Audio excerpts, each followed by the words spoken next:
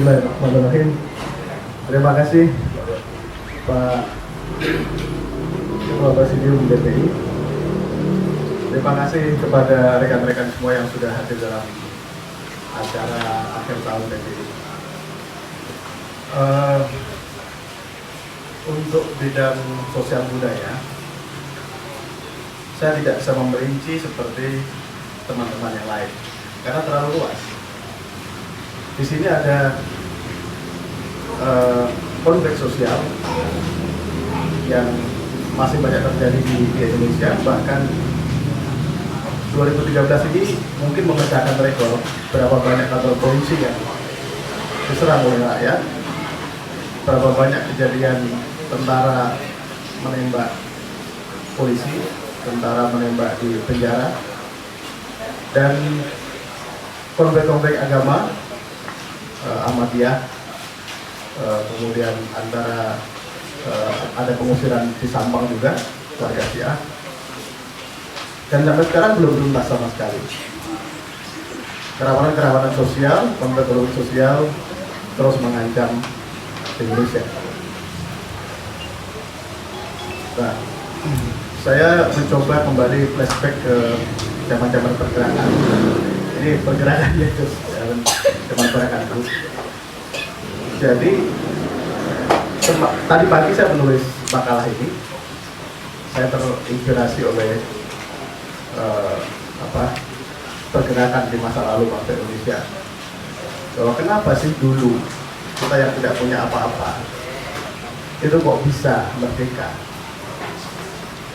Kenapa sih orang-orang pahlawan-pahlawan itu lebih memilih di zona tidak nyaman, di zona yang berbahaya?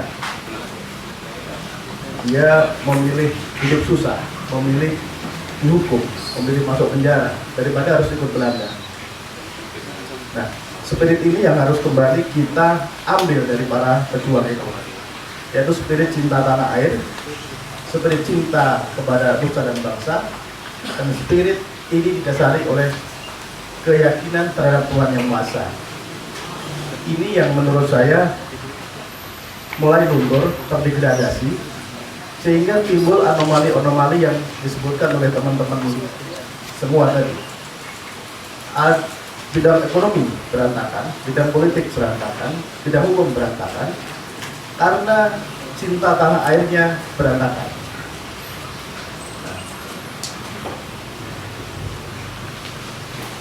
Nah, kekuatan budaya cinta tanah air inilah yang harus kita bangun.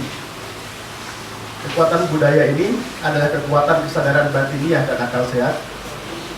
Bagaimana caranya mencintai tanah air kita?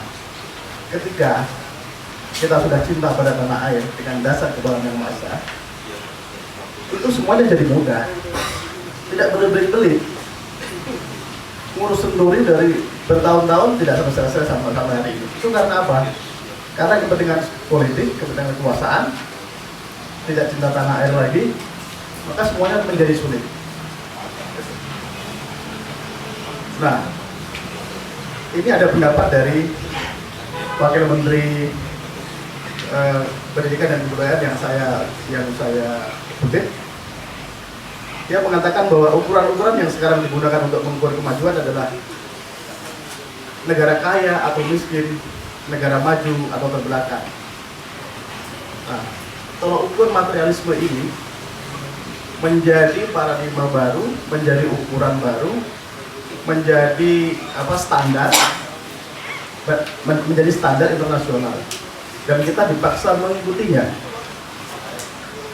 Nah, materialisme ini yang akhirnya menggugurkan kecintaan rakyat Indonesia kepada bangsanya sendiri. Kita semua sibuk mengejar materi, kita semua sibuk menghabiskan waktu kita, tenaga kita, energi kita curahkan untuk materi semua. Nah, ketika ada kapitalisasi materi, maka akan ada penindasan, akan ada kezaliman terhadap yang lain. Karena kapitalisme itu ingin menguasai semua materi yang ada. Dia ingin merebut kenikmatan dunia sebanyak-banyaknya. Karena itu ketimpangan pasti akan terjadi. Nah, ketimpangan ini nanti akan menimbulkan bermacam-macam konflik. Ya, akan timbul konflik di mana-mana karena ketimpangan ini. Nah, akar dari masalah itu semua adalah ideologi. Pembangunan ideologi yang secara sadar dan tidak sadar kita tinggalkan bersama-sama. Ideologi Pancasila yang dulu dibangga-banggakan dan diceritakan oleh para pejuang mulai bergeser diganti dengan ideologi materialisme kapitalisme.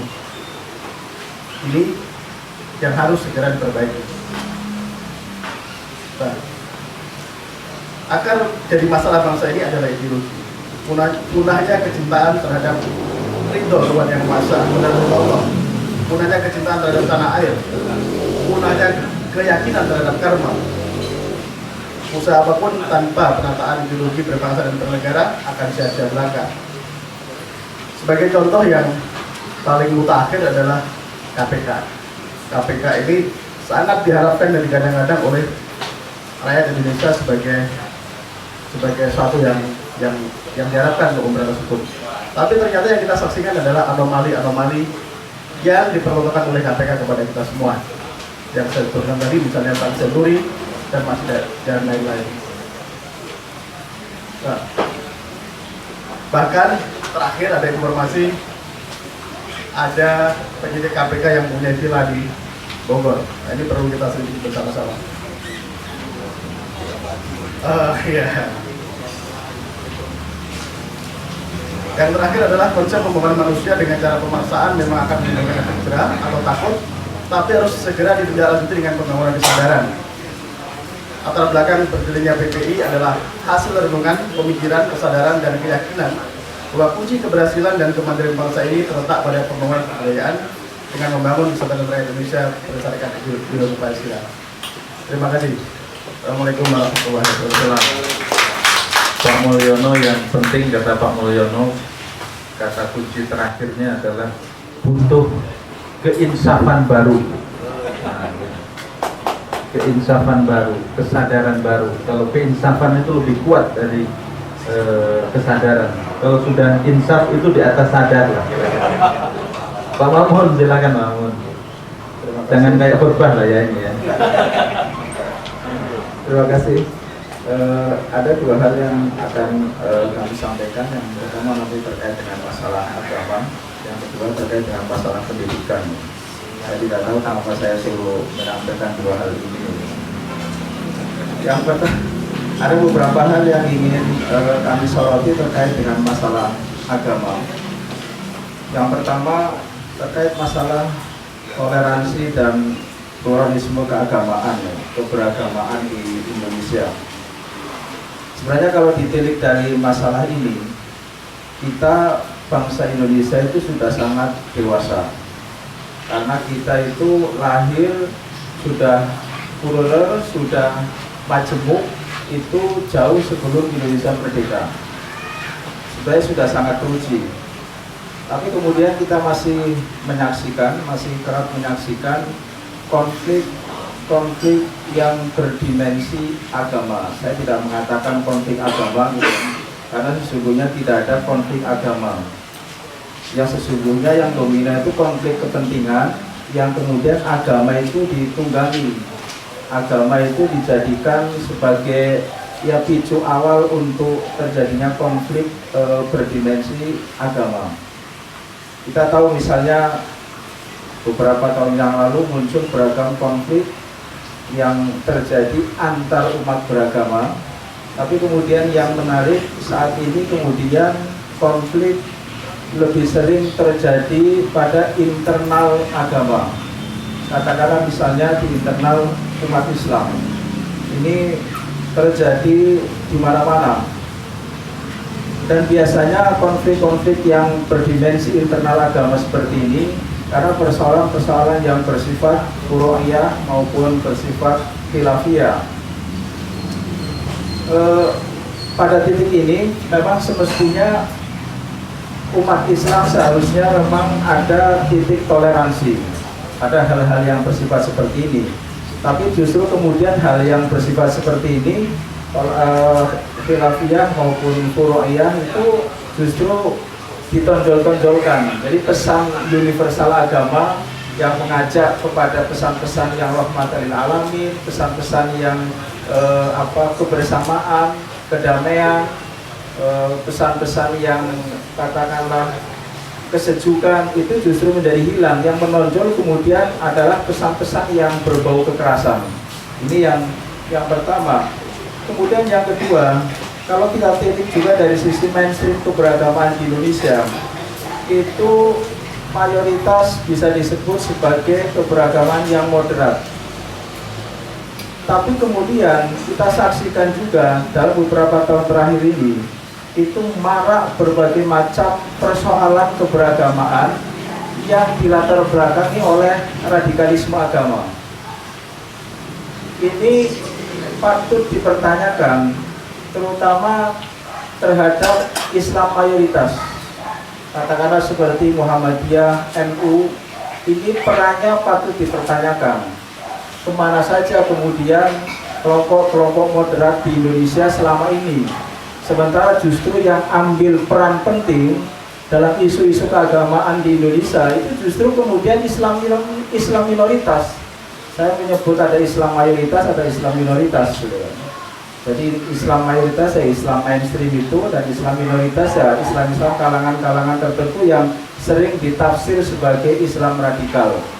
Jadi sekali lagi kami mempertanyakan peran NU dan Muhammadiyah itu di mana, kelompok-kelompok moderat itu di mana, kenapa kemudian kelompok-kelompok radikal itu seringkali justru yang mewarnai di Indonesia. Kemudian yang ketiga, soal mayoritas dan minoritas keberagamaan ini juga harus didudukan secara proporsional. Kerap kali misalnya yang minoritas itu selalu berada pada posisi yang kemudian seakan-akan terpinggirkan. Sebaliknya mayoritas itu seakan-akan merasa paling benar.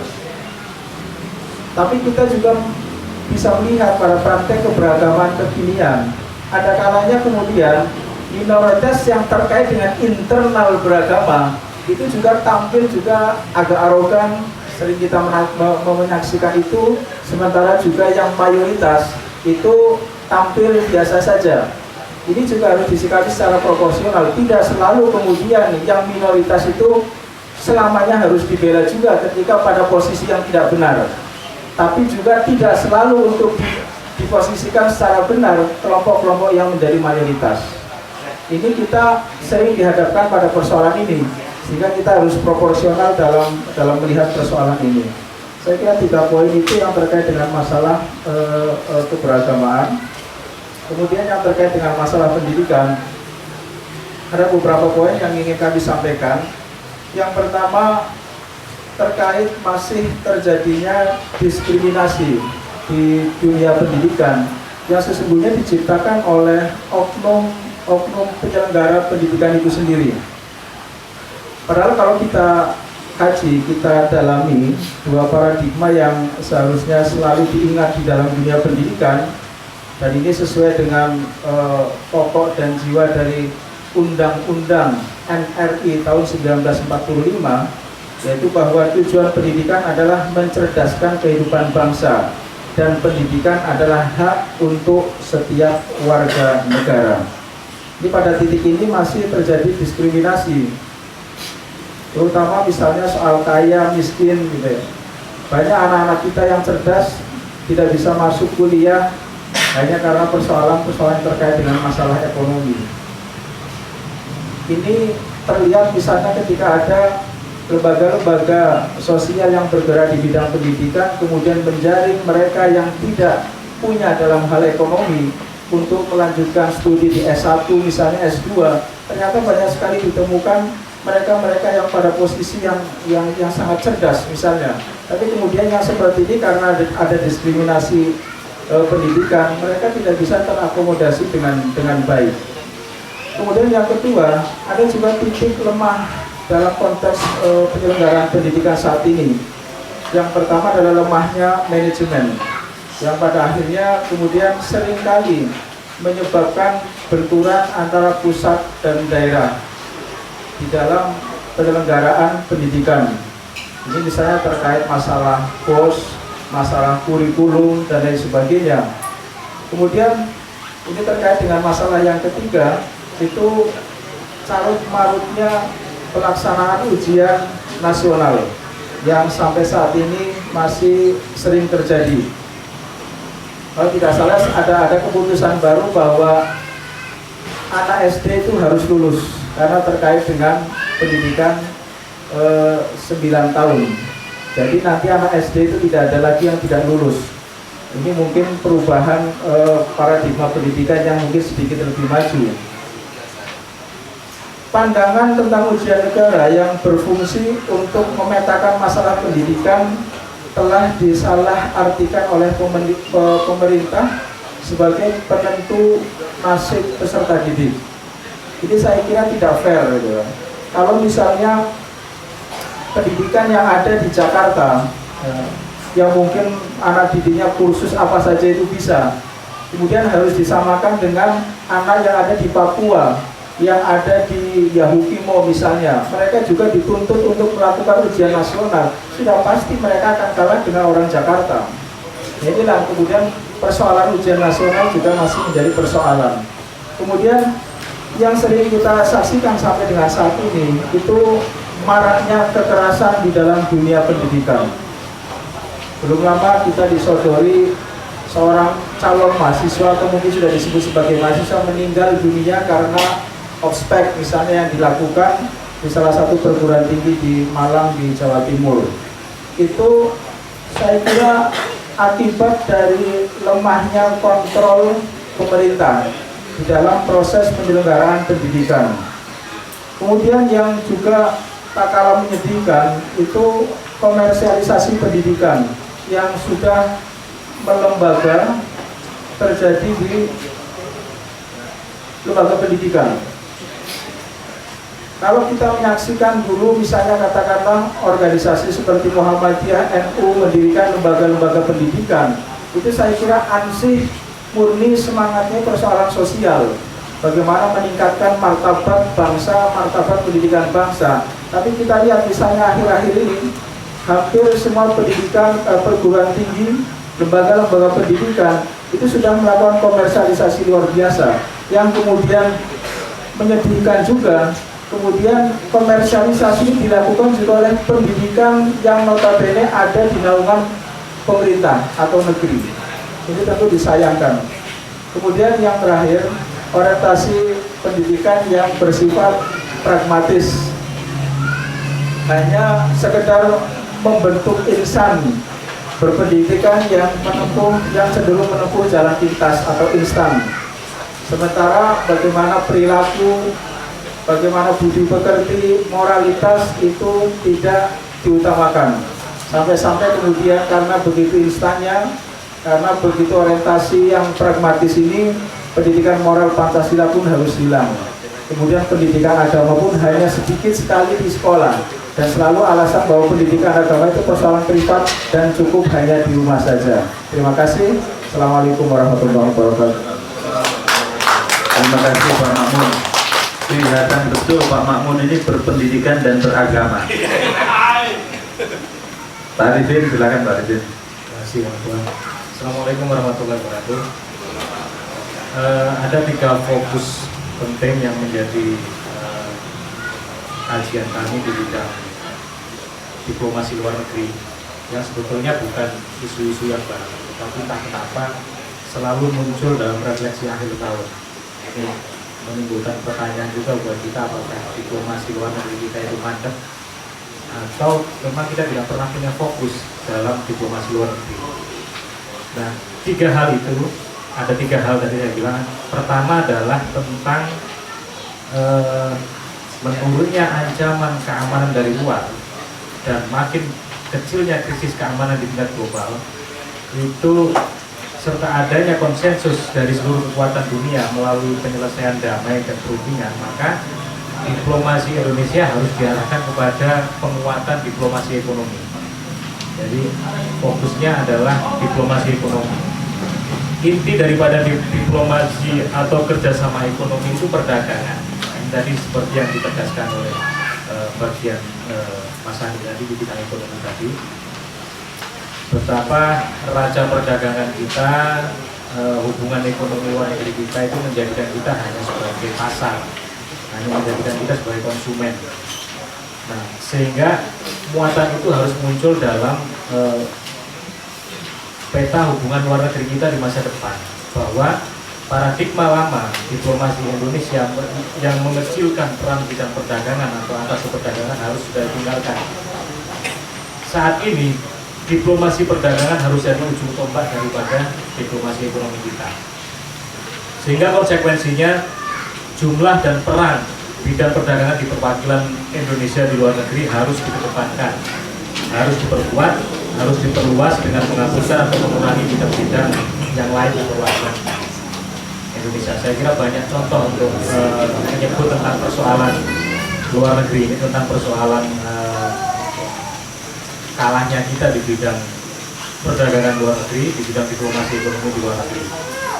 Yang kedua, fokus poin kita yang kedua adalah ini juga masalah yang cukup lama dan kita belum juga mampu untuk menjadi bangsa yang cukup berdaya di bidang ini, yaitu perlindungan WNI di luar negeri atau TKI, tenaga kerja Indonesia di luar negeri, yang sampai hari ini masih belum optimal, yang sering terjadinya kasus-kasus TKI kita yang meninggal di luar negeri, yang dihukum, disiksa oleh majikannya, dan kasus-kasus tersebut sampai hari ini masih cukup besar jumlahnya, dan kita lebih banyak, atau pemerintah kita lebih banyak reaktif.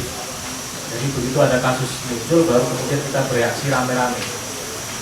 Tindakan-tindakan preventif, tindakan-tindakan proaktif untuk menyelesaikan persoalan ini masih sangat belum memadai. Mungkin kita harus iri dengan negara tetangga kita, Filipina misalkan, yang penanganannya terhadap kasus-kasus tenaga kerjanya di luar negeri itu maksimal. Sehingga misalkan satu contoh, di negeri-negeri Timur Tengah misalkan, mereka akan berpikir dua kali jika berurusan dengan TKI dengan pemerintah Filipina terkait dengan persoalan tenaga kerja mereka. Nah, ini yang belum ada di kita. Tindakan preventif untuk mengantisipasi kejadian-kejadian semacam itu, proaktif untuk mengejar, jadi orientasi ke arah kecepatan dan ketepatan penanganan itu menjadi kunci di sini. Setiap kali ada masalah yang terjadi dengan TKI kita. Ini karena pembelaan dan perlindungan terhadap WNI walaupun hanya satu orang TKI itu adalah bukti dari kedaulatan dan jati diri kita. Jadi kita tidak bisa meremehkan hal ini. Satu saja TKI kita dianiaya di luar negeri dan tidak bisa kita lindungi, itu adalah bukti dari ketidakmampuan kita melindungi kedaulatan kita sesungguhnya. Nah, ini yang perkara yang sebetulnya sudah lama dan terus terjadi, dan kita belum memetik, nampaknya kita belum memetik pelajaran maksimal dari persoalan ini, sehingga tidak pernah sampai detik ini belum ada tindakan-tindakan yang maksimal dalam penanganan TKI kita di luar negeri. Yang terakhir, ini juga masalah yang cukup lama dan mendasar, yaitu bahwa diplomasi Indonesia masih belum menunjukkan sikap yang tegas dan jelas terhadap negara tetangga kita sendiri atau sahabat di satu kawasan, misalnya di ASEAN. Dengan Singapura misalnya, sampai hari ini kita tidak memiliki perjanjian ekstradisi, padahal pelajaran dari 15 tahun yang lalu ketika para koruptor kita BLBI lari ke Singapura, ternyata 15 tahun kemudian tidak ada perjanjian ekstradisi antara kita dengan Singapura. Ini apakah satu kekonyolan atau apa, tapi ini faktanya. Dengan Malaysia kita punya banyak masalah TKI dan sengketa perbatasan. Dengan Australia yang paling baru kemarin dan yang paling ramai, kita ada masalah penyadapan. Meskipun ada reaksi dari presiden kita terutama, tapi kita menganggap bahwa reaksi itu belum cukup. karena ini masalah harga diri bangsa juga. Di Myanmar ada tragedi pembunuhan minoritas Rohingya. Intinya adalah kita tidak pernah belum menunjukkan sikap yang jelas, sikap yang tegas. Kedudukan kita itu kurang jelas dan kurang tegas dalam di tengah-tengah negara-negara tetangga kita di wilayah ASEAN misalkan, atau tempat-tempat yang berada di sekitar kita. Mungkin itu 3 hal penting dari tinjauan dari PBI terhadap masalah luar negeri kita. Terima kasih.